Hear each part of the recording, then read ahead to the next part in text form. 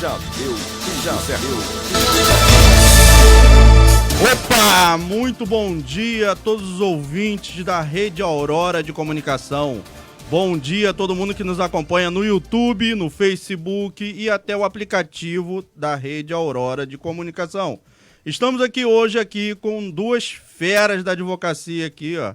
Meu amigo pessoal, a parceira dele tô conhecendo hoje, doutor Luan Machado e doutora Nathany Siqueira.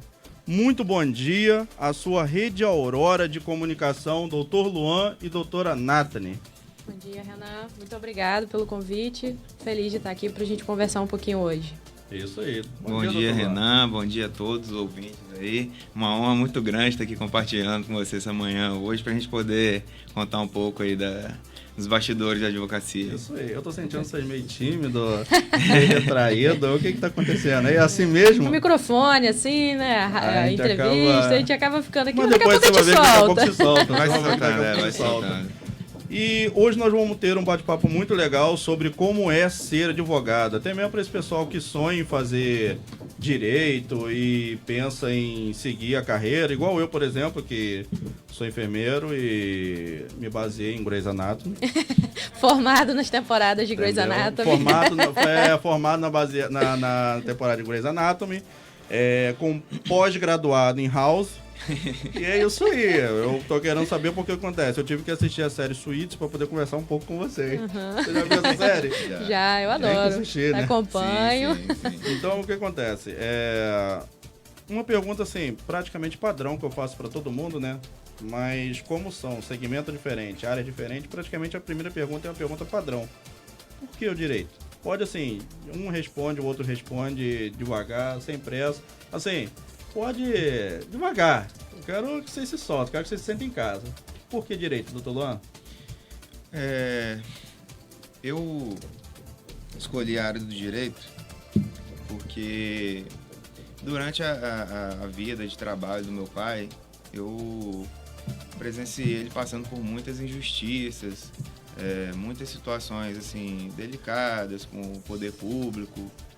E diante daquilo, eu ficava pensando no futuro, em um momento em que eu poderia fazer alguma coisa para ajudar meu pai e até mesmo para ajudar algumas pessoas da minha família. Então, quando eu via aquelas injustiças acontecendo, eu ficava pensando, não, quando eu crescer, quando eu for maior, eu vou tentar fazer alguma coisa para ajudar ele, eu não vou deixar mais isso acontecer. E isso me fez olhar para a área do direito assim, com uma vontade de me aprofundar naquilo e conhecer aquilo para poder, no futuro, fazer alguma coisa. A princípio, eu pensava em exercer a carreira da magistratura, né? Eu acho que muitas pessoas que ingressam na área do direito pensam nisso também, mas aí, no decorrer do tempo, no decorrer da faculdade, eu acabei desistindo quando eu descobri realmente como que um juiz atuava. Eu, sinceramente, não me identifiquei com aquele cargo, com aquele tipo de função pública. E aí, eu acabei me sentindo atraído pela área policial. Então, comecei a fazer algumas provas para polícia, cheguei até a passar em alguns concursos. Acabou que o destino fez com que eu não fosse policial. E aí, eu terminei a faculdade. Comecei a advogar, inclusive para fazer um período de carreira jurídica. Tem alguns concursos da polícia que precisam disso. Você tem que ter um período de experiência na área jurídica. E acabou que, em contato, né, com a profissão, depois de começar a advogar, acabei me identificando com a profissão, gostando, tomando amor por aquilo que eu estava fazendo, né? E foi nisso que eu acabei conhecendo Nathany, que hoje é minha sócia. A gente, graças a Deus, se dá muito bem. A gente tem um pensamento que coincide muito. A gente acabou se juntando e hoje a gente trabalha junto, a gente tem nosso próprio escritório. É o casamento perfeito. Foi isso aí. Eu acho que todo mundo, quando a gente entra na faculdade de Direito, a gente tem uma motivação em comum, né? Que é poder fazer alguma coisa diante de situações de injustiça. E aí, como a gente tem um recurso muito poderoso, que é o conhecimento da legislação, a gente acaba sendo atraído para a faculdade de Direito, até porque a gente convive com o direito quando a gente liga a televisão, nos programas, a gente vê advogados, pesquisadores do direito sendo convidados para dar entrevistas nos jornais, a gente tem programas sensacionalistas que usam a profissão do advogado, né? A gente tem programas que falam sobre o direito do consumidor e vai lá e briga e tal. Eu acho que isso cria uma certa sedução pela área mesmo, né? A gente tem filmes, séries que retratam a profissão do advogado como se fosse glamour, né? Só glamour. Não é bem assim, não, mas a gente acaba seduzido, né? E eu e Luan, a gente tem motivações que são muito parecidas, né? Que dentro da minha família eu acabei presenciando algumas situações de injustiça e eu queria muito fazer direito para conseguir saber o que fazer nessas situações. Mas me perdoa, tá? Pode. Acaba que o objetivo dos dois foram o mesmo. E se vocês perceberem, depois que descobriram que tinha um advogado na família, acabou até a injustiça. A gente acaba sendo requisitado, né? Aquele churrasquinho ali de família. Não, mas me tira só uma dúvida aqui. Vira o advogado da família. Luan, Luan faz isso comigo no WhatsApp. Luan, me tira uma dúvida aqui, Luan. É isso, amigo, família. A gente acaba sendo ali um pouco um porta-voz daquelas pessoas. Sim, mas tranquilo, a gente leva numa boa. Não tem problema, não. Chique, Billy. Bom dia, Billy. Esqueci de falar com o Billy. Bom dia, Billy. Meu amigo. Esqueceu de tomar café de novo. Compartilhar aí com vocês o cafezinho. Billy é danado pra esquecer de tomar café. Acho que ele tá em jejum intermitente. Eu não consigo esquecer de tomar café, porque também se eu esquecer, eu não acordo. O nome disso aqui é vício. Se eu não tomar isso aqui, eu não sou eu. É outra pessoa me dominando, entendeu? A cafeína causa dependência química, né? A cafeína também causa dependência química. Não, mas calma aí. Não, mas essa pode. Tá liberado. Mas vamos lá. Assim que acabou a faculdade, você de cara já soube que seria advogado ou o foco era outro? Não, é engraçado. Todo mundo entra na faculdade querendo ser juiz. Sim. E nos primeiros períodos é muito comum que os professores perguntam: quem aí quer fazer concurso? Aí todo mundo levanta a mão, né? Todo mundo quer fazer concurso, ser juiz. E aí a gente é desestimulado mesmo a ser advogado, sabe? Os nossos professores são poucos que são advogados, a maioria ocupa algum cargo público, né? E aí quando eu me formei com a intenção de fazer concurso. Só que eu estava trabalhando em um outro lugar e acabei conversando com um amigo. Falei assim, não, vou fazer a prova da UAB e acabei passando. Fui convidada para trabalhar no escritório e acabei gostando. E é engraçado, assim, porque a gente convive mesmo com essa ideia, né, do glamour, da advocacia, e realmente é uma profissão muito nobre, né? Uma profissão que a gente consegue trabalhar em muitos aspectos, assim, essas injustiças que a gente falou. Sim. Mas também é uma profissão que requer muito trabalho, muito esforço. O advogado ele não é reconhecido no primeiro dia, no primeiro ano que ele está trabalhando, né? A gente precisa de uma construção que tem que ser sólida da nossa profissão, né? E a gente enfrenta a burocracia de frente. Então, isso acaba sendo um freio para muita gente que entra na advocacia, mas para mim foi o contrário. Foi justamente o estímulo que eu estava precisando ali, acabei me encontrando e desde então, assim, não quero fazer concurso não, de jeito nenhum. A gente abriu o escritório, encontrei Luan. E o advogado ele sempre está estudando, né? Porque a lei vive mudando. E você, doutor Luan, você pretende, além de ser goleiro do Vasco, o que você... Não joga essa maldição no menino, não, Luan, coitado. ele tinha rabo de cavalo na época. Vou te contar um negócio aqui. Cabelo grande? Luan tinha rabo de cavalo na época. Ele tinha um terreno lá que a gente montou um negócio de basquete. Você lembra disso? Ele era o Silvio Luiz. Nem sei se ele existe ainda. E você, antes, já pensava já em ser advogado? Falou assim, não, meu foco é ser advogado. Não, cara, na verdade, pra ser sincero, realmente eu nunca pensei em ser advogado. Entendeu? Pra ser bem sincero mesmo, já até passou pela cabeça algumas vezes. Mas nunca foi aquele foco durante a faculdade. Não, vou ser advogado. Vou me concentrar aqui na prova da OAB. Quero isso. Não foi. Realmente não foi. Meu foco na época era ser policial. Mas acabou que eu me tornei advogado, né? Pra cumprir uma parte ali desse objetivo de ser policial. E realmente me identifiquei muito com a profissão. Entendeu? Me identifiquei muito. Isso, igual, muito assim, mesmo. Porque o Luan me conhece, dele, assim, na verdade, acho que a gente conhece muitos anos. Muito, né? mais de 10 anos. O pessoal não imaginou que eu ia ser enfermeiro. Totalmente na contramão do que. Formado na faculdade mesmo, Não, de verdade. assim. Não só Grey's Anatomy, não. Não só. Foi só o isso. estágio EAD não, mas que você minha, fez. a minha pós-especialização é Grey's e agora eu tô fazendo uma nova especialização, Chicago Med. Entendeu? Então fique ligado. Se quiserem os cuidados por mim. Tá. Pode deixar. Então, sim, acabou que também eu nunca me imaginei. Entendeu? Inclusive hoje é dia de plantão meu e estão segurando pra mim até meio-dia. Eu entro 7 da manhã e saio 7 da manhã. Pauleira, lá no São José.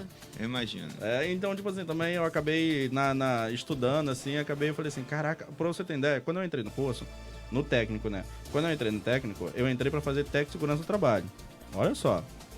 Aí o diretor lá virou pra mim e falou assim, faz técnico de enfermagem. Falei, pô, fazer curso pra ficar limpando bunda de gente é fogo, né? É meu pensamento. Eu falei, pô, fica fazendo curso pra limpar bunda de gente. Aí, por favor, assim, não, faz o seguinte, assiste a aula, pelo menos assim, uma semana de aula. Se você gostar, você fica. Se você não gostar, você tem liberdade pra sair. Não saí mais. Né? E veio a faculdade e não saiu mais. Olha que bom, entendeu? Né? Quando a gente se encontra assim é muito gostoso, né? Então, basicamente foi praticamente o que aconteceu com vocês, né? Porque vocês foi entraram isso. com a cabeça ou nem pensavam em fazer isso, né? E no final das contas falou assim, exatamente. é isso aqui. É isso. É gostoso quando a vida... porque o direito, ele dá pra gente muitas possibilidades. Sim. Então a gente pode fazer muitos concursos diferentes, trabalhar sem concurso mesmo, na iniciativa privada, mas sem ser advogado. Enfim, tem um leque de opções e a gente fica muito confuso, isso né? É gostoso, com essas opções. Mas, e aí, quando a gente se encontra, é muito gratificante, assim, Sim. né? Poder ter certeza do que a gente quer. Uma coisa muito comum hoje é aquela pessoa que faz direito, termina a faculdade e entra naquele limbo. Ela fica sem saber, às vezes, o que vai fazer. Eu conheço muitos colegas que fizeram a faculdade, terminaram, e depois que acabou a faculdade, nossa, vou fazer concurso, vou ser advogado, e fica naquela. E larga o direito, né? E acaba abandonando o direito. E acaba abandonando. Cara, por muitos às anos. Às vezes iniciam até difícil, outra graduação. Né? Tem colegas que iniciaram outra graduação. Eu vejo muita gente carregar o VED-MECO, é o nome? VED-MECO. No braço. É o tijolo. Carrega assim, ó, pra não cair. É o tijolo. Aí assim, cara, carrega na mochila, não cabe. Dessa grossura assim. Mas agora... eu tenho muitas pessoas que estudaram comigo que foram fazer coisas totalmente diferentes. Psicologia, medicina, completamente diferente. Caraca. Muitas pessoas. Conheço muitos colegas também que fizeram outra graduação. Ou estão fazendo agora. E pra vocês, assim, como foi o seu início? Tipo assim, seu desafio para se tornar o advogado que é hoje e ter os conhecimentos que tem hoje? Eu sempre gostei de estudar. Estudar pra mim nunca foi uma dificuldade, né? Muita gente fala, não vou fazer direito não, tem que estudar muito. Pra mim, essa nunca foi a dificuldade, ler, estudar e tudo mais. Então, assim, sempre foi de bastante estudo, como você falou, a gente nunca pode parar de estudar. Eu vi um exemplo, a gente tinha um código de processo desde a década de 70, em 2015, quando eu já tinha terminado a faculdade, mudou. E aí a coisa toda mudou, a gente teve que aprender a fazer processo de novo, né? Assim, existe um período ali de transição, mas não mudou tudo, assim, mas muita coisa mudou. A gente teve que reaprender, e assim acontece, né? A gente teve a reforma da Previdência, a reforma trabalhista, esse tipo de coisa tem que se atualizar. Pacote anticrime. Tudo isso daí acaba fazendo... Porque se vocês forem se basear, por exemplo, já teve gente de pessoas assim, não se atualizar, não ligar muito e acabar se baseando em códigos antigos que não existe mais, e a pessoa a gente vê isso na prática. E acaba a pessoa ficar sem graça e falar assim, querido, isso aí, ó, já caiu por terra. Na verdade, já aconteceu? Na verdade, assim, por questões éticas, a gente não humilha nenhum colega, a gente não vai, né? Não, dá um toque. A gente não vai, né, chegar no colega e falar, olha, você colocou uma coisa aí que não tem nada a ver. Mas a gente acaba explorando um pouco, sim, esse argumento, porque é uma legislação que não está mais em uso, que caiu no desuso, que está ultrapassada. Realmente isso acontece. Seria gostoso até se você estivesse num tribunal Aí você usa a pessoa que tá usando uma legislação antiga e você fala, ai, que delícia, agora eu vou arregaçar. Agora vem. Agora o sucesso ele jogou a bola pra mim, agora já era. Mas isso acontece. A gente. Porque assim, nos filmes a gente é retratado no tribunal, juiz batendo martelo e tudo pra mais. Mim é isso. Né? Não é bem assim. Assim, é uma caricatura da profissão. Na verdade, a gente tá muito habituado a assistir filmes americanos que falam sobre direito. Sim. No direito americano, tem uma coisa que é muito diferente do nosso. No direito americano, os casos que falam sobre leis federais, aqueles casos que têm relação com leis federais, eles são julgados por um júri. Eles são julgados por um júri composto por pessoas do povo. Sim. Aqui no Brasil... Eu acho errado. Cara... Porque a pessoa não tem conhecimento. Depende, ela isso vai assim, ser é relativo, voltada... isso é relativo. Mas assim, é uma discussão muito longa. Sim, não. Mas enfim, aqui no Brasil isso só acontece em um caso, que é nos crimes dolosos contra a vida. Aqui no Brasil, só nessa hipótese. Quando a gente tem crimes dolosos contra a vida, por exemplo, um homicídio doloso. Esse crime... Explica o que é doloso. Doloso e culposo, pra quem não sabe. O homicídio doloso é quando o agente ele tinha a intenção de cometer aquele crime. Entendeu? Culposo é quando não tem. É mais fácil explicar o culposo. O culposo é quando você age com negligência, com imprudência ou com imperícia. É como você não tinha aquele objetivo ali. Você não queria. Você não queria, mas ele acabou acontecendo. Acabou acontecendo, não entendi. Entendeu? Oi? Mas isso. aí é doloso. Não, crimes de trânsito geralmente são culposos, né? Porque você pode até infringir ali uma regra de trânsito, mas você não tinha intenção de matar ninguém. Se você usar o carro como instrumento pra matar alguém, aí vai ser um homicídio doloso. Porque sua principal motivação ali era matar aquela pessoa. Sim. Mas se você tá dirigindo ali, só, poxa, passei no sinal de vermelho. Ó, nem vi que ele tava embaixo. Pode. Mas vai ficar nessa discussão, entendeu? Sim, eu entendi. Mas é culposo. Porque sempre tem gente que procura brecha. Sempre tem gente que procura brecha. O direito é basicamente a gente achar uma saída, né, pra aquela situação. Por isso que na faculdade tem a piada, né? No direito nada é, tudo depende. Depende de quem a gente tá defendendo. Depende. Até pra quem vocês estão defendendo. Por exemplo, eu já descobri, o pessoal fala assim, nunca esconda nada de advogado e médico. Isso aí. Porque, por exemplo... se o cara é seu cliente, aí daqui a pouco ele retrai algumas informações porque ele tá meio bolado, meio com medo. Aí você vai trabalhar com aquilo que ele falou pra você. Aí depois chega o outro cara lá e fala, mas ele fez x coisa. Isso aí acontece na audiência, tá? O pior de tudo. Não, mas você fica muito sem graça, não fica não? Porque você fica olhando pro cara assim, ó. Por que você não me contou isso, cara? É porque, na verdade, no direito, tem muitas coisas que um pequeno detalhe muda tudo. Isso muda completamente o caminho, a estratégia que a gente onde vai usar. É onde chega uma outra pergunta minha. Não tá nem aqui. Você sabe às vezes que a pessoa é culpada. Sim. Fez o escarcéu todo. Uhum. Não dá vontade de virar e falar assim, ele é culpado. Porque mesmo sabendo, por exemplo, se eu fosse um advogado, eu ia ser muito escroto em questão de se eu pego alguém que fez covardia com criança. Eu não gosto. Eu não suporto de ver esses vídeos ou coisas do tipo assim, que tenha covardia com criança, essas coisas assim. Eu não gosto disso. Se eu vejo o cara falar assim, caraca, ó, é igual o caso que teve. O pai estuprou a filha, depois descobriu que a filha estava grávida, matou a menina e enterrou a menina no quintal de casa, com o irmão sabendo. Se o cara me procura, cara, preciso de você, e o advogado fala assim, eu como advogado, me conta tudo. Realmente eu fiz. Eu não consigo defender, eu dou um soco na cara desse cara. Pra mim não dá, por causa da covardia com a criança. É complicado. Isso daí vocês têm esse tipo de sangue frio ou vocês selecionam muito os casos que vocês vão pegar? Não, eu não trabalho com direito criminal. A gente tem, assim, o Luan trabalha, por exemplo, né? Mas a gente tem os nossos filtros. Dentro do que o Código de Ética não proíbe que a gente faça, né? A gente pode escolher a área que a gente quer trabalhar. E aí a gente escolhe, mas é muito difícil quando a gente pensa, porque esse é um caso, o exemplo que você deu, ele mexe muito com todos os nossos sentimentos, né? Sim. Porque todo mundo tem um filho ou uma criança na família. Então são casos, assim, muito específicos que isso gera uma revolta muito profunda, né? Mas a gente costuma dizer que o advogado ele não defende pessoas, ele defende direitos. Sim. Né? Então, ainda que uma pessoa tenha cometido um crime, ela tem os seus direitos assegurados. Você acaba como advogado tendo que passar por cima disso, né? Não, a gente defende esses direitos. A gente não tá defendendo aquela pessoa específica, né? Então, quando a gente fala, por exemplo, no direito a uma defesa, ao advogado, o direito a ser ouvido ou a ficar em silêncio, a gente vai defender que as regras do jogo, elas sejam respeitadas, né? Assim como, por exemplo, um juiz de futebol, ele tá ali garantindo que aquelas regras ali vão ser respeitadas. E se não forem respeitadas, ele tem penalidades, assim como no direito também. Se algumas regras não forem respeitadas, por exemplo, a gente tem como anular alguns atos processuais, né? Então, o que a gente defende são esses direitos, mas eu entendo o que você está falando, justamente porque tem coisas que causam na gente uma comoção e uma angústia, uma revolta muito grande, né? Eu não sei se eu procuraria brecha. Eu não sei se eu procuraria brecha para defender um cara desse, não. Eu acho que eu daria as cartas todinha pro advogado. Não, mas aí meu cliente, eu sei que ele assassinou uma pessoa. Aí depois o cara fala assim, assassinou. A gente tem certos limites. Então, por exemplo, um caso muito emblemático que aconteceu recentemente foi do médico que cometeu uma série de estupros no hospital no Rio de Janeiro. As enfermeiras agora estão para ser processadas. Ele tá sem advogado, né? Até onde eu tinha me atualizado, muitos advogados se recusaram a pegar esse caso, né? Então a gente tem os limites dali da profissão que a gente também pode aceitar ou não. Ele está livre e no final das contas as enfermeiras podem ser processadas por fazer a gravação. Porque assim, na verdade, o que acontece? Isso é um erro comum na sociedade. Na técnica jurídica, quando a gente estuda o direito, o advogado ele sabe que isso é incorreto.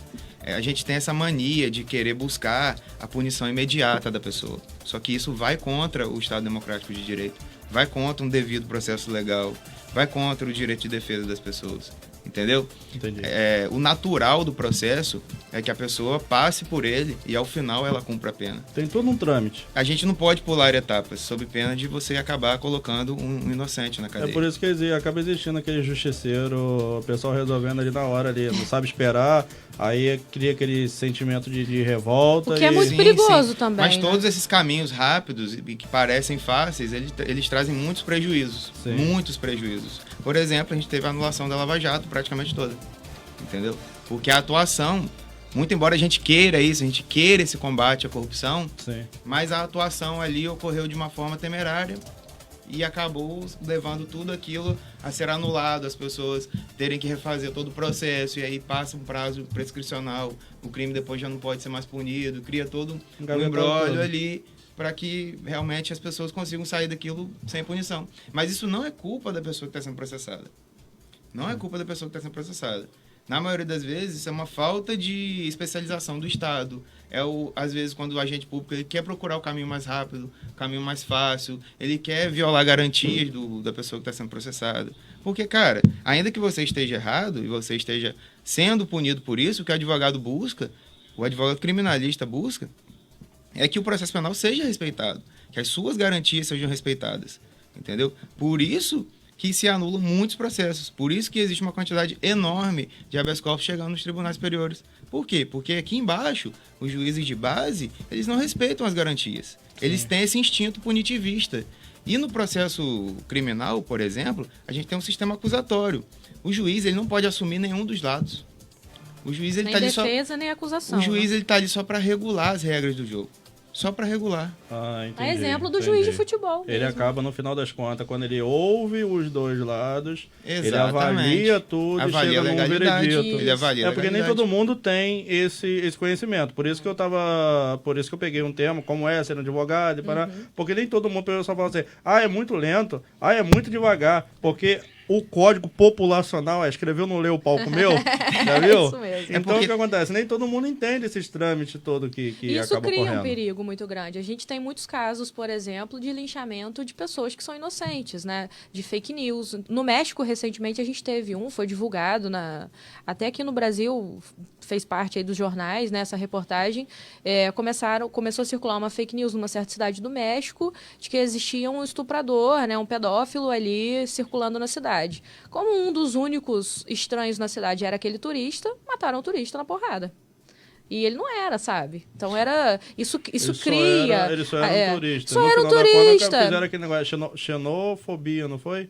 Que foi um negócio tipo, como se fosse um medo, como se fosse um medo de coisas estrangeiras, e por ser estrangeiro, ele é estrangeiro. Naquele sistema do olho por olho, dente por dente também, Sim. né? Aquela coisa de achei que era, e então ele merece morrer, vamos lá. E aí não tem volta, né? Quando a pessoa perde a vida, não existe anulação de nada, né? A gente não tem como voltar atrás. E quando você descobre que aquela pessoa é inocente, aquilo ali você vai carregar por resto. A gente tem caso, por exemplo, de cliente que ficou preso injustamente. Quando a gente para ver o processo dele, desde o inquérito criminal até o processo penal mesmo, não tinha prova nenhuma e não tinha mesmo, sabe? Então, assim, são 2 anos que a pessoa perde de crescimento dos filhos, perde trabalho, casamento. E assim... É justa causa. É uma coisa básica. Muito. É um item básico do processo penal. Tem que haver a justa causa. É o básico. Sem justa causa, sem você ter um motivo suficiente para estar processando alguém criminalmente, não pode haver ação penal. Mas acabou que teve consequência. Teve consequência. Ele foi preso, ele acabou se separando da esposa. Perdeu o crescimento da filha durante 2 anos. Além disso, também fica manchado na ficha dele que pegou cadeia, não é? Não é ele porque foi ele ficou absolvido injustamente. em 2 júris depois. Então, não é porque ficou injustamente que não vai estar na ficha dele que ele pegou cadeia, não é? Ou não, apaga. Não. Isso não vai ficar registrado. Mas as pessoas que conhecem ele vão saber, né? Todo mundo da comunidade dele, da cidade. Ninguém quer saber que foi injustamente, vai saber que ele foi preso. O processo penal traz muitos prejuízos para a pessoa, ainda que ela seja absolvida. E o Estado pode ser processado por isso? Sim. Pode. Mas Inclusive esse é o caso. Só concluindo um assunto que eu iniciei aqui. Não, tranquilo. Só concluindo um assunto que eu iniciei e não terminei. Essa questão da prisão, por exemplo, no início. A prisão, no início, ela é uma exceção. Ela não é regra. Mas a gente tem a sociedade tem isso é comum, as pessoas não entendem, né, de direito. Mas a sociedade tem essa ânsia porque as pessoas sejam imediatamente presas. E a regra não é essa. A regra é que você seja investigado, processado, condenado e aí sim você seja preso. As causas que justificam a prisão antecipada, que é, por exemplo, uma prisão temporária ou uma prisão preventiva, é se aquela pessoa ela apresentar algum prejuízo para a investigação, para as testemunhas, houver risco de fuga.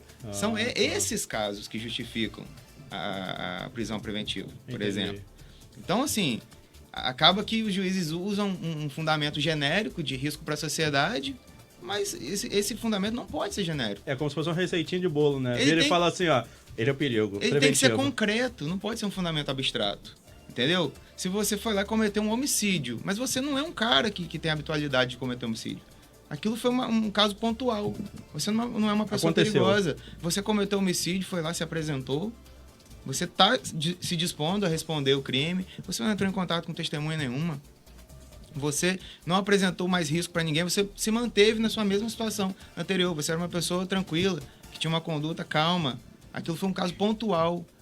Sinceramente, a sua prisão tem que acontecer depois da condenação. Por que se justificaria uma prisão antes da condenação no caso dele? Sendo que ele não fugiu, ele não foi encontrado, nem nada. Ele apareceu lá. E muitas das vezes respaldado por um advogado, né? Exatamente. O risco para a liberdade da pessoa tem que se apresentar antes de que a prisão aconteça. Pode ser um risco abstrato. Tem que estar ali concreto. Aí sim o juiz pode deferir, pode conceder realmente uma prisão preventiva, que acontece antes da condenação. Mas não é a regra. Inclusive, essa prisão preventiva ela não é prisão pena. Ela é uma prisão cautelar. É, pra ele não fugir, pra ele não se evadir. É pra ter algum então cuidado. Nem conta na condenação, né? Conta, porque tá passando tempo preso. Isso conta. Entendi. Mas ela não tem a característica de prisão pena. Sim. Entendeu? É uma prisão para assegurar algum tipo de coisa. Para garantir alguma coisa. Não é um efeito da condenação. Sim, até a condenação. Até a condenação. Entendi. Luan e Nathalie, vamos dar bom dia pro pessoal, que eu esqueci, virei as costas aqui, esqueci de dar bom dia pro povo.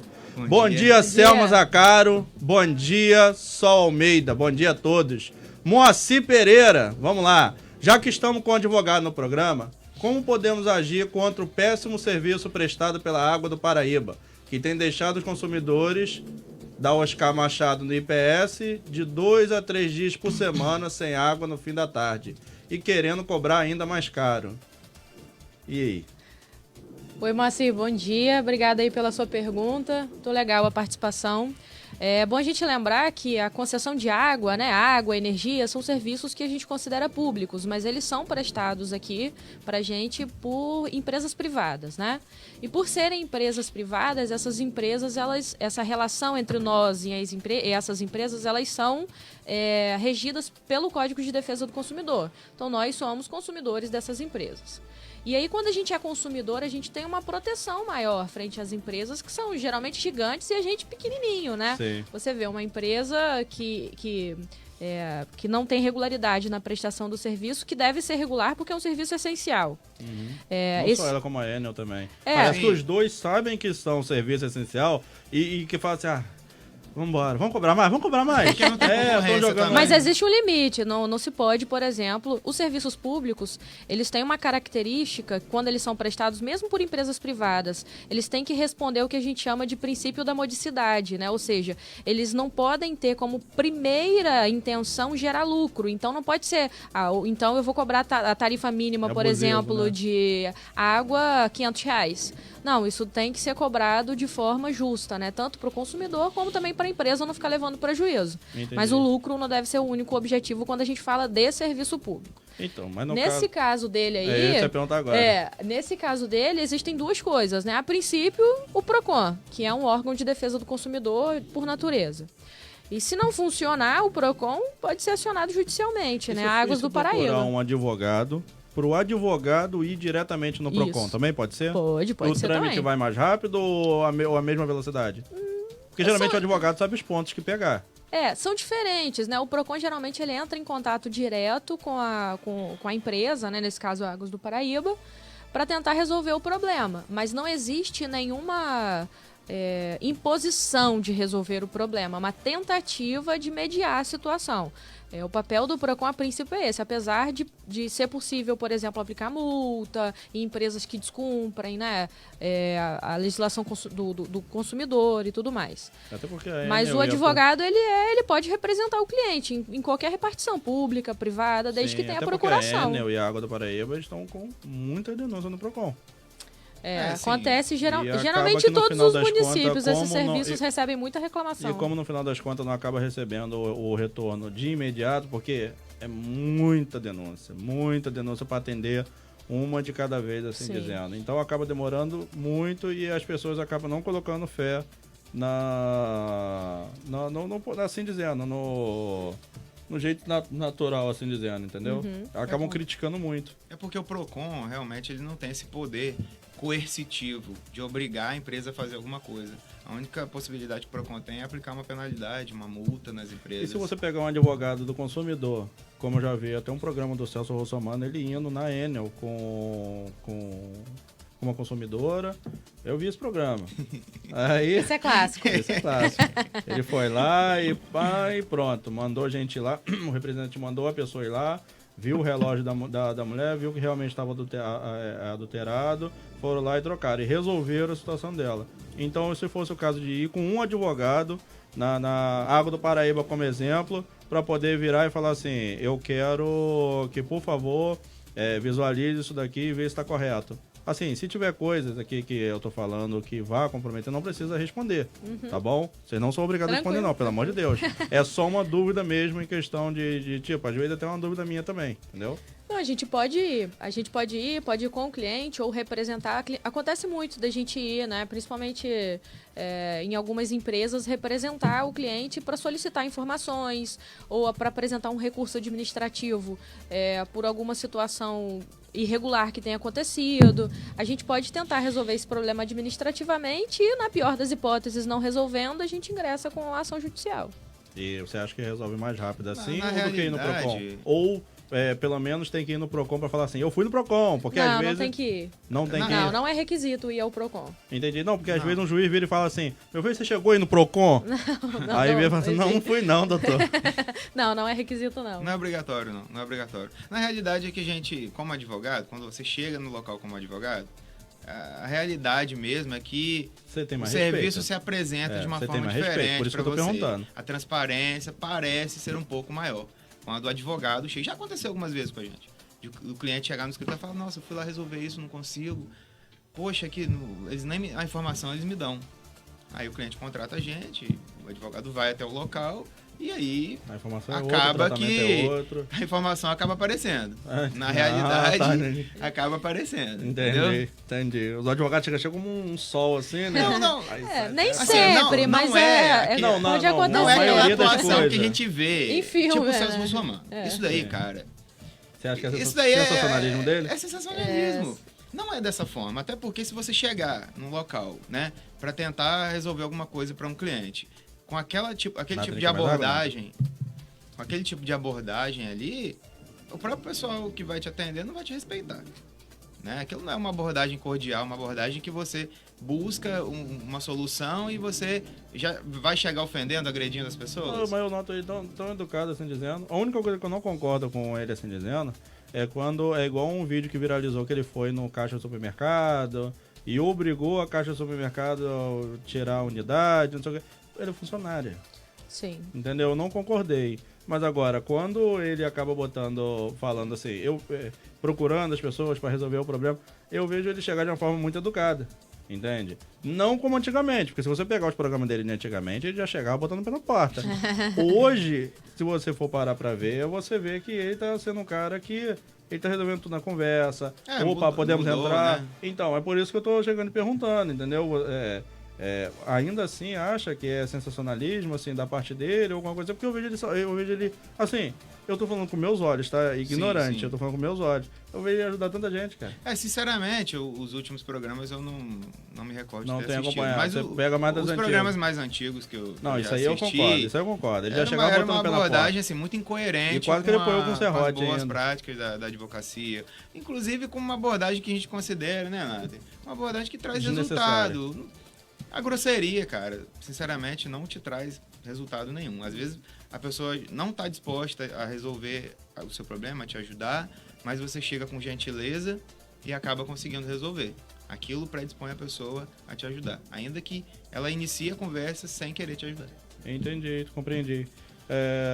Vamos ler o outro comentário da Sol? Deixa eu ver aqui. Sol Almeida, pode até parecer algo grosso da minha parte, mas não vejo com bons olhos um bandido desse tipo. Não existe justificativa para esses crimes. Como eu falei com você naquela hora, os crimes de criança e pá. Aí acaba que, infelizmente, nem todo mundo aceita de uma forma. Não tem ninguém de sangue frio, entendeu? Mas como vocês já responderam, basicamente, que tem um filtro, assim, em questão desses casos assim, basicamente o ponto de vista dela está respondido. Só Almeida foi de novo. E quando essa empresa cobra 100% do esgoto, mas não oferece esse serviço, pode ser movida uma ação contra a empresa e receber todo o retroativo que foi pago? Pode, isso acontece. A gente tem os casos de utilização de fossa, né? Então, aquele esgoto ele não retorna pela tubulação, digamos assim, bem no senso comum mesmo. Existem casos, né, na jurisprudência, que são as decisões tomadas por um tribunal. No Tribunal de Justiça mesmo do Rio de Janeiro, a gente tem algumas decisões desse tipo. E dá para receber o retroativo ou vem descontando mais para frente? Ou não sei, depende da conversa. Não, é possível um retroativo de até 5 anos, né? Que é a prescrição que a gente fala em alguns casos de direito do consumidor. Que seria esse. Ah, entendi. A gente respeita esse limite, né? De 5 anos. Geralmente, dentro do direito do consumidor, você pode requerer direitos de até 5 anos atrás. Teve um caso emblemático até de um condomínio no Rio de Janeiro. Depois disso, caduca, né? Caduca é o jeito que eu tô falando. Mas exatamente Popularmente isso. falando, Popularmente é isso. É isso daí. Nesse caso que ela ilustrou, teve até um condomínio no Rio de Janeiro, na Barra da Tijuca, se não me engano, que acabou entrando com um processo exatamente desse tipo. Sério? E levou. Mas em questão do condomínio? O condomínio mesmo, que eles tinham um tratamento de esgoto próprio, eles não utilizavam. Não tinha empresa de outra fora, eles tinham uma particular ali. E mesmo assim pagava. Exatamente.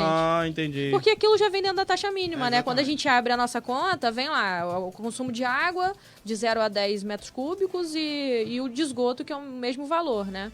Isso faz parte ali do mínimo. Entendi. E aí existe essa possibilidade. Mas é claro que a gente está falando aqui de uma forma muito abstrata. Não, não estou falando de uma forma bem superficial.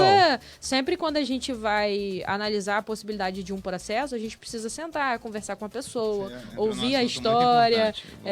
Porque às vezes as pessoas elas mandam mensagem pra gente, né? Muito engraçado. Falam assim, olha, aconteceu isso comigo, eu posso processar? Então assim, não, vamos sentar, vamos conversar, me mostra o que você tem de documento, documento ou de ligação, protocolo. Fala tudo. Fala tudo e aí a gente vai te dar uma resposta que é mais segura, tanto pra gente quanto pro cliente. Outra coisa que é muito comum mesmo, é que alguns clientes assistem alguns vídeos no YouTube, por exemplo, de advogado falando alguma coisa. Aí o cliente me liga desesperado, falando: Doutor Luan, eu vi aqui no YouTube que eu tenho direito a isso daqui, isso aqui, consegue aí pra mim, dá um jeito pra mim, você vai fazer pra mim? Mas não é assim que funciona. Aí se você falar assim, não dá, então eu quero advogado do YouTube, então. Pois é, assim, existem categorias de direito que são coletivas, sim. Isso daí é fato. Mas tem que haver uma análise, não é automático. Não é assim, porque o direito existe para ela em uma determinada situação que automaticamente vai existir para mim. Sim. A gente tem que verificar vários critérios ali. Sim. Às vezes eles têm determinadas situações, provas, conversas, que ele tem que você não tem. Então você não pode jogar com as mesmas armas, assim dizendo. Exatamente. Então tem muitas situações específicas que vão mudar de um cliente para outro. Por exemplo, uma coisa que assim, é um pouco mais natural de se ver. A questão de dano moral para pessoa jurídica. O dano moral para pessoa jurídica é um assunto delicado, porque não é regra. Não é regra dano moral para pessoa jurídica. Sério? Porque eu vejo todo o pessoal falar assim, quero danos morais. Não, mas aí para pessoas jurídicas e empresas, né? Que a gente fala, sim, CNPJ, sim. Empresa. Sim, sim. A gente, como pessoa física, CPF, né? Falando assim bem diretamente, existe a possibilidade, né? Se a gente tiver algum direito nosso agredido, é possível que a gente receba dano moral, né? Morais por aquilo. Agora, a pessoa jurídica, ela é um pouco mais restrita essa possibilidade. É possível que a pessoa jurídica, a empresa, sofra dano moral. Mas acaba sendo uma exceção e não uma regra. Entendi. Uma das perguntas que eu fiz até que eu falei mais cedo, por que existe o termo advogado porta de cadeia? Então, eu já ouvi falar muito. Ele é advogado de porta de cadeia. É um termo pejorativo, exatamente, né? Não, sim. Acaba sendo como eu falei, eu sou sendo ignorante, entendeu? Não, mas é muito usado. Isso é um termo pejorativo, assim. Acho que para se referir a alguns colegas que acabam trabalhando em N coisas ao mesmo tempo. Em muitas áreas, em muitos assuntos diferentes, assim. O que é complicado você fazer isso na advocacia. Você sabe o que é na minha cabeça isso? Advogado de porta de cadeia é aquele que fica na cadeia esperando aparecer um monte de casos e fala assim, eu pego o seu caso. Também. Aí aparece outro, eu pego o seu caso. Também. Então não tô totalmente errado, Eu acho que a expressão, né? Surgiu daí mesmo e depois acabou sendo utilizada de uma forma bem ignorante. Pro advogado que faz tudo e de qualquer jeito, né? Um advogado ruim, entendi. Eu diria, né? Quando ele usa essa expressão assim... Com falta de zelo, falta de cuidado. Falta de zelo e cuidado com a profissão. Porque a advocacia, cara, é uma coisa que exige muita atenção, muito, assim, que você se atente muito aos detalhes, porque, como eu falei lá no início, um detalhezinho pequeno muda tudo. Muda tudo. Uma palavra muda tudo. E, assim, tem até outra pergunta aqui. Qual o conselho que você daria para as pessoas que sonham em ser advogado?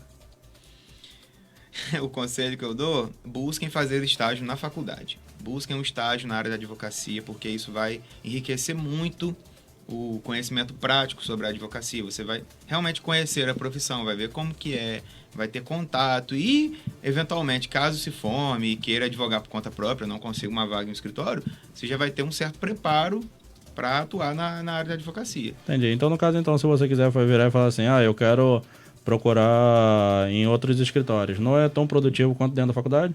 Como assim? Por exemplo, você tem um escritório de vocês. Sim. E a faculdade lá, eles dão tipo como se fosse uma grade, né, pra estágio, alguma coisa assim? Não, tem um estágio obrigatório. Então, se eu quiser chegar fora, virar e falar assim, olha, doutor Luan, doutora Nathalie, me dá uma oportunidade aí, ele conta como uma experiência boa ou não? É melhor se basear pelo da faculdade. Não procurar fora e se basear pelo da faculdade. Não sei se compreendeu o que eu quis dizer. O estágio da faculdade é um estágio obrigatório. É um estágio que você tem que cumprir aquela grade curricular ali. Eu quero dizer se ele é profundo ou só superficial.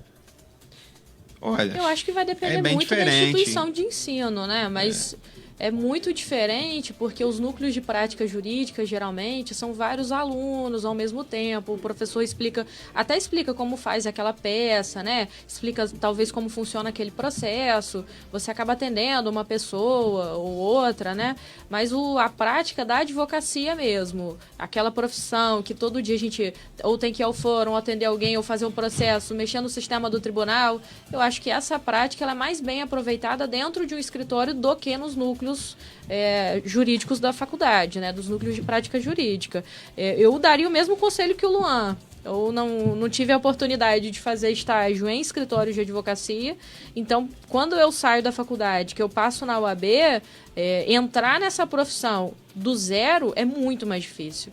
E aí a gente já teve alguns estagiários e a gente consegue olhar para essas pessoas e hoje conversar e eles falam, nossa, é outra perspectiva que a gente tem, então depois passa na OAB e começa a advogar e já tem uma certa experiência, né, de como fazer, quem procurar, como resolver esse problema.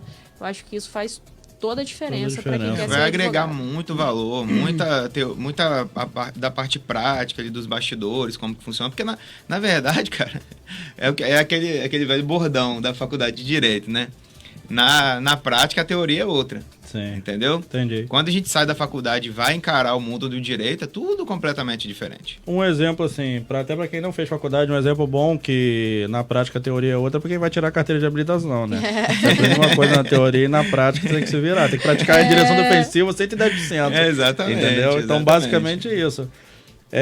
Naquela série Suits, como eu comentei, eu vi que existe caso chamado pro bono. Isso aí realmente existe? Existe. Existe sim. E o que é isso? O caso pro bono... Eu sei o que é, mas tem gente que às vezes não conhece, entendeu? Quer falar? E se sim, e se existe sim? Existe. Vocês fazem? Já fizemos. Já fizemos, eventualmente a gente faz alguns. O pro bono é aquele que a gente faz em benefício de alguém. Bono com O. A gente faz em benefício de alguém, né? Uma advocacia é um serviço de advocacia prestado de forma gratuita, né? Que não é cobrado, não tem nenhuma... Isso não reverte de forma alguma em nosso favor, né? Então, é feito em benefício daquela pessoa que está precisando mesmo. Qual o critério depois? Ele foi regulamentado muito recentemente pela OAB. Até então a gente não tinha uma regulamentação dizendo o que como a gente pode atuar nesses casos, né? Só que depois dessa regulamentação as regras elas ficaram definidas, né? Então a gente pode atuar com essa característica pro bono, né, em algumas instituições, organizações não governamentais, instituição de assistência social, que não tem essa característica de ter lucro, né? E a gente não pode ter nenhum honorário revertido a nosso favor. Então, toda vez que a gente entra com o processo, existe o que a gente chama de honorários de sucumbência, por exemplo. A parte que perde o processo tem que pagar um percentual ao advogado da parte que ganhou. E mesmo na advocacia pro bono, a gente tem que destinar esses honorários para a pessoa que está sendo beneficiada pelo nosso serviço, né? Então, a gente não pode ter lucro de forma alguma. Esse é um requisito que a OAB exige. Então, no caso, o quê? O pro bono é uma obrigação? Não, como se fosse obrigatório ou vocês fazem... assim. Então, no caso, vocês estão me explicando as regras de como funciona o pro bono. Exato. Não que é obrigatório fazer... Mas se a gente fizer, tem que seguir essas regras. Tem que seguir os requisitos, entendi. Exatamente. E qual o critério que vocês têm de virar e falar assim, vamos fazer um pro bono para aquela pessoa? Assim, é bem particular. Eu tô com uma lista de coisas aqui pra aí eu quero saber qual é o critério. Um dos critérios mais importantes é quando a gente vê que é uma situação extremamente urgente e que a pessoa não tem condições nenhuma de arcar com o custo do processo e que às vezes a gente sabe que se aquilo for do poder público, né, às vezes para a defensoria, acaba que a pessoa não pode demorar um pouco até a pessoa receber a atenção que deveria, então isso pode levar um risco para o cliente. Às vezes a gente faz algumas ponderações, a gente conversa e quando a gente decide pegar, é geralmente nessas situações aí. Geralmente ligados à saúde e a medicamentos. Geralmente. Por conta do pessoal que tem dificuldade de receber aqueles medicamentos gratuitos, fraude, essas coisas assim, que é cuidado pra vida toda e do nada tem pessoas que acabam assim, cortando, não mandaram nada pra cá não, não mandaram nada pra cá não, aí acaba tirando do próprio bolso, porque eu já vi até o pessoal daquela perto da Cidade da Criança ali, em frente da Cidade da Criança ali. Na Procuradoria? Não, na Procuradoria não, negócio que atende, que dá vacina em criança ali na frente ali, a PIC, isso aí. o APIC, eu já vi que ele dava latas de Aptamil, porque para ajudar as pessoas, aí depois de um período acabou parando, porque parece que não receberam algum tipo de recurso para poder continuar ajudando as mães ou os mais idosos que necessitam. Nesses casos entraria um pro bono? Depender de alguns critérios, sim. Porque uma lata de Aptamil, 20 conto ou mais, eu não sei, porque tá tudo aumentando. Eu tô me baseando pela época da minha filha, entendeu? Acho que deve ter aumentado um pouquinho. Minha filha tá com 10 anos agora, então eu tô me baseando. Aumentou um pouquinho, Aumentou um pouquinho só, né? Só um pouquinho só. E diminuiu a grama. Considerando que o leite em pó tá R$25, eu acho que o Aptamil tá um pouquinho mais. R$25 no leite em pó, porque eu quase não tomo leite. R$25 no leite em pó. Aí.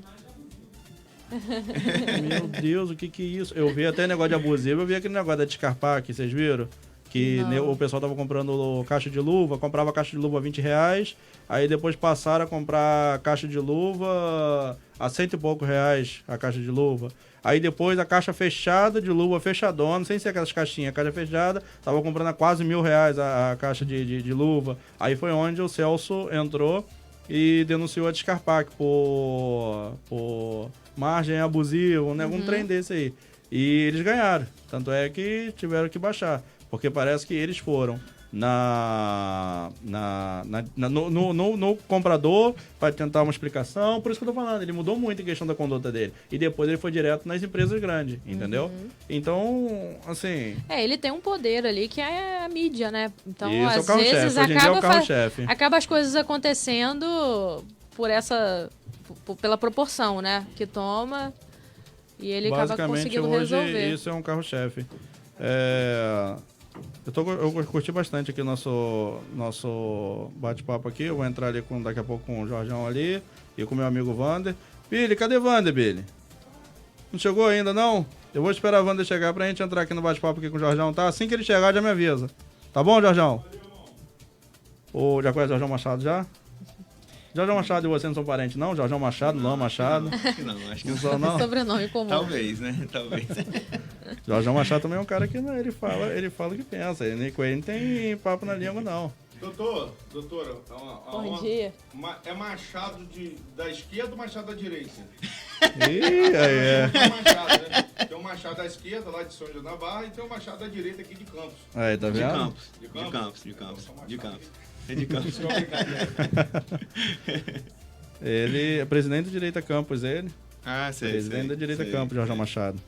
E vamos lá, só repor o pensamento aqui. Então, assim, tem gente que pensa que, assim, voltando em relação à faculdade, voltando em relação aos ensinos aqui. Antes de vocês entrarem em considerações finais, falarem sobre o escritório de vocês, eu queria deixar só um ponto aqui rapidinho, nada a ver aqui o assunto aqui. Herbert, dá pra ver que ele tem um carinho muito grande por você. Que pela entrevista, o que ele foi grato, dá pra ver o brilho no zóio dele, só de como ele virou e falou de como você foi um padrinho para aquela academia. Porque ele virou e falou que por muitas vezes você se disponibilizou. Teve uma vez que foram no Rio de Janeiro resolver lá problema lá. Pra você ter ideia, nosso bate-papo em questão da academia seria musculação. Do nada a gente começou a entrar no assunto da história da academia. Porque eu queria saber se teve algum desafio, se ele já pensou em desistir. Aí ele começou a contar a história. Depois ele começou a elogiar muito o Luan, que sempre se dispôs a ir com eles e resolveu um pepino lá no Rio de Janeiro. Dudu empombou, botou em cima do caminhão e trouxe. Cara, o Herbert é o seguinte, Herbert é um grande amigo, entendeu? É uma pessoa que tem um coração assim enorme. Todo mundo que conhece Herbert, conhece de verdade, sabe como que Herbert é. Então, assim, é um tipo de pessoa que merece toda a ajuda que a gente possa oferecer, todo o carinho. Um abração pro meu amigo Herbert aí, que é um cara, assim, sensacional. Então, assim, são poucos amigos que a gente tem. Trazer todo mundo junto. Dos caras aí. Vamos lá. Para aquele pessoal aí em questão de direito. O pessoal acabou de fazer direito. Eu sei que vocês explicaram assim de uma forma... Falaram mais cedo, certo? Mas não de uma forma superficial, que vai explicar aqui agora. Uhum. Estudantes de direito não é só sair da faculdade e virou advogado. Não. Entendeu? Não. Um pouquinho mais difícil que isso. Porque tem gente que vira e fala assim, eu vou fazer advocacia, eu vou fazer direito e virar advogado. Mas não é fazer direito e já sou um advogado. Não, o requisito para ser advogado é fazer direito. Não, sim. Mas não é quando a gente termina a faculdade, a gente é só bacharel, né? A gente pode fazer muita coisa. Tem alguns concursos que aceitam só que a pessoa seja bacharel em direito e tal, mas para o exercício da advocacia e até para alguns cargos públicos é necessário a carteira da OAB. E para isso a gente precisa fazer 2 provas, né? Uma prova é objetiva, outra prova é discursiva. E passando dessas 2 fases, obtendo ali a nota mínima, né, que eles estabelecem, aí você pode estar habilitado já para ser advogado. E é difícil essa prova? Um pouquinho. Toda a matéria que a gente estuda durante a faculdade, ela Como se fosse cai um na TCC, primeira né? prova. É mais difícil do que a TCC, um pouquinho mais. Mas porque não é até nada porque- impossível, sabe? A gente consegue estudar, passar, não é nada impossível. É Tem uma bagagem difícil, mínima de estudo mas pra passar. estudando dá pra passar. Mas Sim. é um pouquinho mais difícil do que o TCC, eu diria. Porque são vários temas, né? O TCC você escolhe o tema que você tem mais afinidade e escreve sobre e é isso que eu ele. ia falar, você escolhe É. um tema e vai. Um tema Lá e no vai. caso abrange e você um pouco tem de o seu tudo. orientador para ir te acompanhando durante esse processo do TCC também. É diferente, assim, a prova da UAB, a gente tá lá fazendo a prova sozinho, né? A gente pode ter feito algum cursinho antes e tudo mais, mas tem a hora da tipo um prova... preparatório para a OAB? Tem muitos, Tem, muitos. Na Eu verdade, a parei prova pra da ver. OAB é um apanhado de quase todas as matérias da faculdade. Todas. Sim. Então, um Todas. pinguinho... Todas as pinguinho. áreas do direito. Direito civil, trabalhista, criminal, ética, tem empresarial, tem Até ambiental tem ambiental, né? Direitos humanos, constitucional, administrativo. Moleque, É um apanhado de várias matérias da faculdade. Muitas. Gigante, moleque. também. E a segunda fase você escolhe o tema que você tem mais afinidade. E aí é uma prova discursiva. Você pode escolher direito do trabalho, direito civil, direito administrativo, constitucional. Você escolhe um desses para fazer a segunda fase, né? A prova de segunda fase. Ah, entendi. Pô, Mas que não é legal, para cara. desestimular ninguém, não. É para estimular. Não. É, Aí nós é um estamos falando de um pouquinho jeito difícil, para o mas pessoal saber É só que o estudando caminho é esse, entendeu? Não é nada impossível, cara. Não é Mas nada impossível. Só o pessoal achar que não é que Conheço switch. várias pessoas E é uma que vez só passaram na na vida, primeira né? prova, na Ah. primeira É. tentativa. É mesmo? Conheço E várias depois pessoas. de se perder da primeira? Pode tentar na Pode, próxima pode ou tentar tem um quantas período? vezes quiser. Não, pode quantas ter quantas quiser. vezes você quiser. E a matéria é sempre a mesma? Ou Ou não, as porque as perguntas coisas mudam? mudam, Não, as né? perguntas mudam. As perguntas mudam. As entendi. perguntas, Pensei que era tipo um as matérias psicotécnico da mudam autoescola, também. sabe? Não, é diferente. Ligar o rabo do cavalo? Não, porque é a mesma. É a mesma que eu sempre vou fazendo. Entendeu? Não, é diferente. Até porque as leis mudam também, né? Então, as Então perguntas vai atualizando, vão se né? atualizando. Entendi. Vai se atualizando. Luan, doutora Nathalie, gostei muito do nosso bate-papo aqui, tá? Curti bastante. Eu vou querer vocês de volta aqui, porque o intuito meu era de esticar mais a nossa conversa. Curti bastante o nosso bate-papo aqui, tá bom? Foi muito produtivo em relação às pessoas até que estão assistindo a gente e sonham em ser advogados. Vocês estão praticamente dizendo quais são os caminhos. Não é fácil, mas não é impossível. Porém, com dedicação, perseverança, a gente vai acabar chegando lá. Não só nessa profissão, como em todas. Mas essa aí acaba exigindo um pouquinho a mais, porque é como a gente vem dizendo, as leis vivem mudando, entendeu? São estudos e estudos. Vocês acabam pegando um colega oponente, assim dizendo... não vou falar assim, mas eu tô falando de um termo chulo, entendeu? Vocês acabam pegando um colega oponente de surpresa, quanto mais conhecimento você tem, entendeu? Então, é bem legal dar esse caminho para esse pessoal. Eu queria que vocês dessem, não só, além das considerações finais, falar do escritório de vocês, tá? Endereço, aonde procurar, fala também o Instagram de vocês para o pessoal seguir lá, entendeu? Se tiver dúvidas ou coisa do tipo assim, entendeu? Eu queria que vocês falassem mais agora do negócio de vocês em questão, né, nessas considerações finais e agradecer a participação, tá bom? Joia. Primeiramente agradecer você pela oportunidade aí, novamente falando, é uma honra muito grande a gente estar aqui junto com você, né? Eu acho que pra gente também foi bem bacana estar aqui batendo esse papo, né? Trazendo algumas questões aí de dentro do direito para tentar passar isso de uma forma assim um pouco mais aberta, mais ampla. Nosso escritório vai fazer um ano que a gente saiu do escritório que a gente trabalhava, nós abrimos nosso próprio escritório, né? Onde somos sócios eu e a Nathalie. A gente tem alguns parceiros que trabalham com a gente também, mas a gente, a princípio, abriu essa sociedade aí, eu e Nathalie, né, Nathalie? Foi um passo muito importante na nossa vida. Lá a gente conseguiu implementar, assim, uma linha de trabalho que a gente já vinha pensando, né? Em conjunto, a gente A gente tem uma maneira de trabalhar bem comum, assim, a gente se entende muito naquilo que a gente faz ali. Um complementa o trabalho do outro de uma forma perfeito, né? bem legal. Bem A gente é bem legal. parecido, né, em muitos aspectos. Então